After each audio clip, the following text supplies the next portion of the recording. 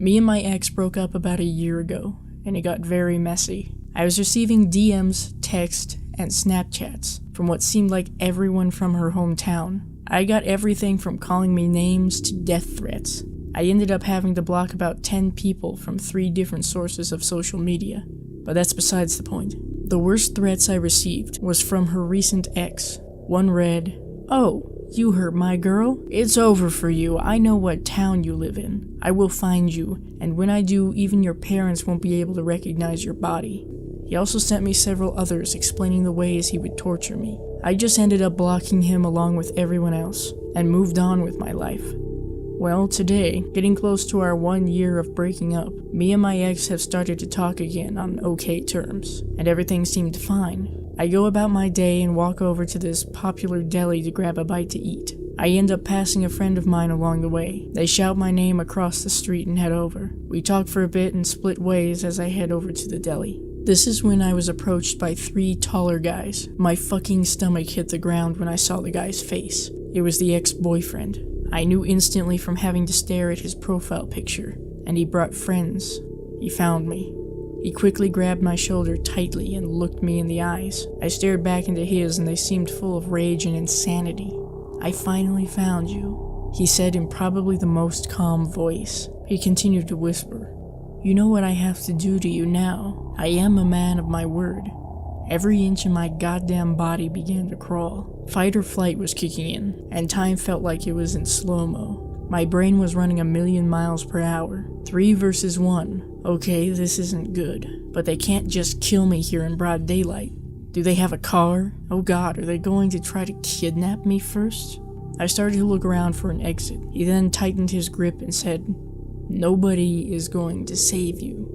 That's when I booked it, full pedal to the metal. I knocked his grip off me and watched as the 3 guys tried to grab me, but I was already gone. I ran as fast as I could. Thankfully, I know the area pretty well, so I took off towards the direction of my friend's apartment. They chased after me, screaming full-blown battle cries. I turned the corner, and by the luck of 1,000,000 gods, someone was exiting my friend's apartment building, which had a lock from the outside gate. I dashed in and slammed the gate behind me. I watched for about 5 minutes as they searched the nearby area for me, checking in and behind dumpsters. These guys were serious. I feel lucky to even be telling this event right now. This is one crazy motherfucker I hope I never meet again. This happened yesterday and the night before, and I'm not really sure how I feel about it.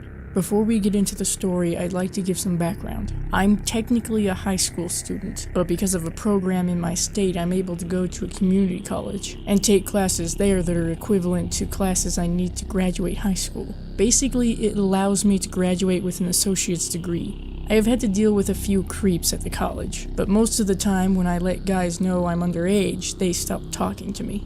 Anyways, this quarter I was taking a chemistry class, and it was an 8:30 a.m. class, so I didn't really socialize with the guy that sat next to me. Both of us were always tired. I wanted to be friendly, so I initiated the conversation a few days into the class. I think he's only a year or 2 older than me, and I found out he also loved Star Wars, so I kept talking to him. We kind of hit it off, but didn't talk outside of class. On Thursdays, his next class was right next to mine, so we talked on the walk over there. He really didn't give off any weird vibes at all.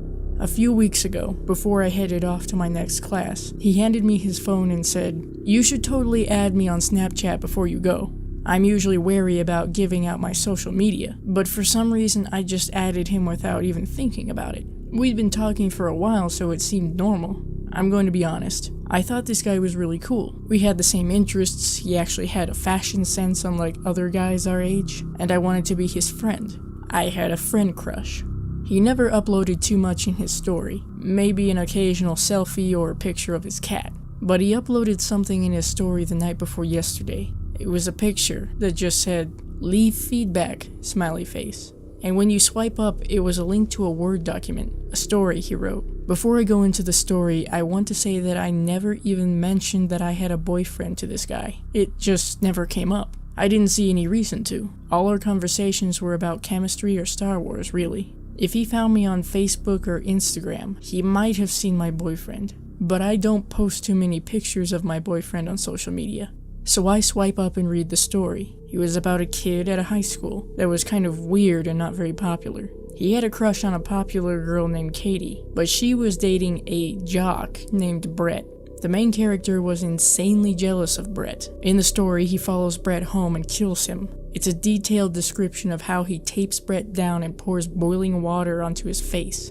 The story itself was concerning, but here's what freaks me out. The girl he has a crush on and her boyfriend are named Katie and Brett. My name starts with a K, and my boyfriend's name starts with a B. When following Brett home, he describes Brett's car as a baby blue VW Beetle. Though my boyfriend's car isn't a Beetle, it's a blue two-seater. He says Brett lives on the second story of a big house. My boyfriend lives in a townhouse, but he's staying in the second story. Maybe I'm being paranoid and stretching some coincidences. This guy has never given me any indication that he's a creep, and I'm usually paranoid about looking out for red flags. I finished the class. Yesterday was my last day. He lives in a different city, so unless our classes are close, I don't think I'll see him again. I hope I'm just exaggerating, and it's just a weird story. When I was 17, I moved to college 2 hours away from home and took residence in the dorms on campus. The dorms were not run through the school, but through a management company. There were a lot of safety problems in the dorms as a result of this. Assaults, ODs, drugs, shootings right outside, etc. I am a 100-pound female, so I always watched out for serious situations around me. Everything was great. I had some awful roommates, but I was mostly left alone. One day in September, I was leaving for class early in the morning when I spotted a condom taped to my name tag on the door. It had a note that said, "Call me, XOXO," with some random phone number. I told the RAs and nothing came of it. I just thought it was some random prank pulled by one of the guys on the floor. Things went south with my roommates, mostly because of my night terrors scaring them, even though I warned them before we even agreed to be roommates. So I was moved into a 2-bedroom dorm with my new roommate, Jay. We each had our own room. After a week of living there, I started noticing that things were appearing in the living room while we were sleeping. I asked Jay about it, and she vehemently denied it was her. One day we noticed that the lock on the front door did not lock properly. If you pulled on the lock and twisted the handle at the same time, the door would come open. Around the same time, I started getting Snapchats of inappropriate things, vague threats and offers for great sex. I would get ones that would say things like, "You look great today," with that specific article of clothing I was wearing. I filed a report to the dorms to get the lock fixed, but it took 4 months, 8 complaints, threat of legal action, and my friend D yelling at them to get any action. We got our door fixed, but the presence still appeared outside the door, with notes for me. I was still receiving Snapchats, but I moved out of the dorms into an apartment with my then boyfriend. The Snapchats continued. Then I started getting calls at my work. I worked for the dean's office of my college, and I was in charge of answering phones. Every day I would get 3 or more calls from randomly generated numbers. Discovered it was through apps like Viber and Skype after I reported it to the police and they investigated. I would answer the phone. "CLAS, Dean's office. This is Fanta Pants. How may I help you?" I would hear heavy breathing for a few seconds, then they would hang up.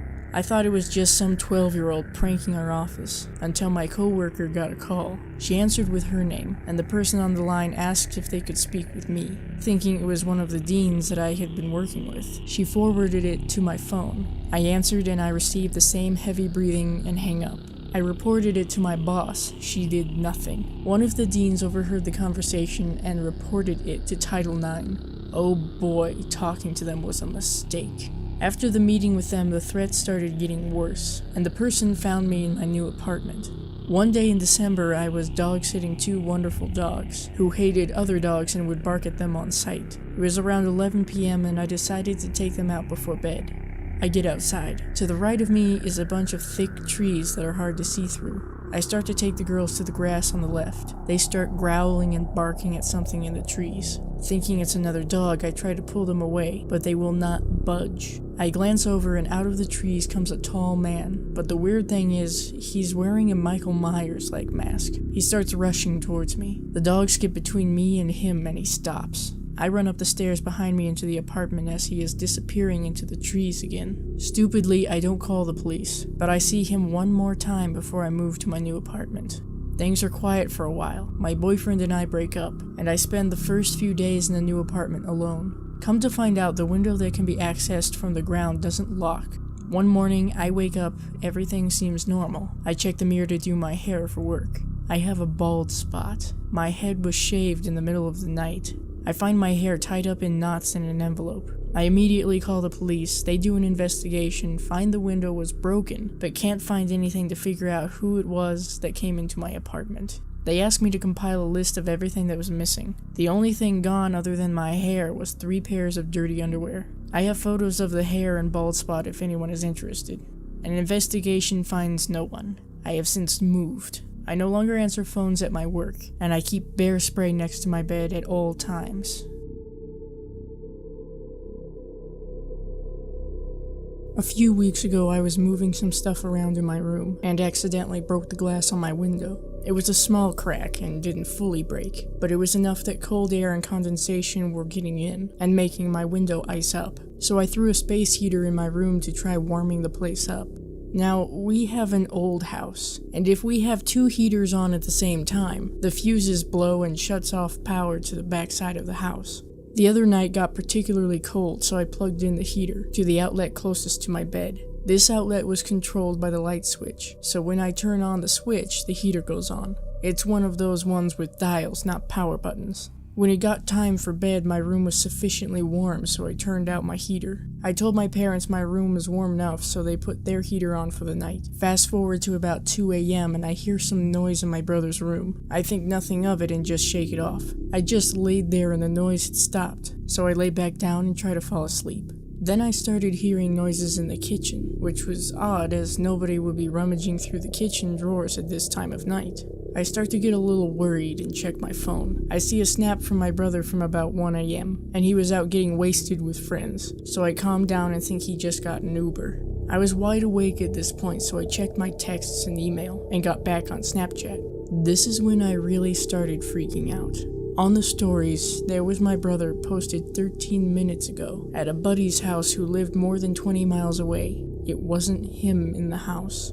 Reading too many L&M stories, I had put an old broken hockey stick in my room in case of emergencies. Not the best weapon, but it's what I got. So I quietly get out of my bed to turn on the light to find it. I had forgotten my heater was plugged in, so as soon as I flipped the switch, the light went out, but so did the rest of the power. It also just so happens that on that end of the house is where our CO detector is, and when the power is cut, it beeps. Loud. Whatever the case was, this startled whoever was in my house, and the kitchen door opened quickly. I woke up my parents and let them know what happened. Once we got power on, we noticed my brother's bedroom window was wide open. We saw footprints beneath the window, but thankfully the ice had frozen the window shut from the outside. Whoever was in my house climbed into my brother's room and was rummaging around the house. The bags left over underneath the Christmas tree had been torn through and all the kitchen drawers were open. We contacted the police, who took down the information and said this kind of behavior is normal around holidays. People find empty houses and look for gifts/cash things of that sort. I don't know what would have happened if I had come face to face with this guy and my hockey stick, but for now, would-be burglar, let's not meet.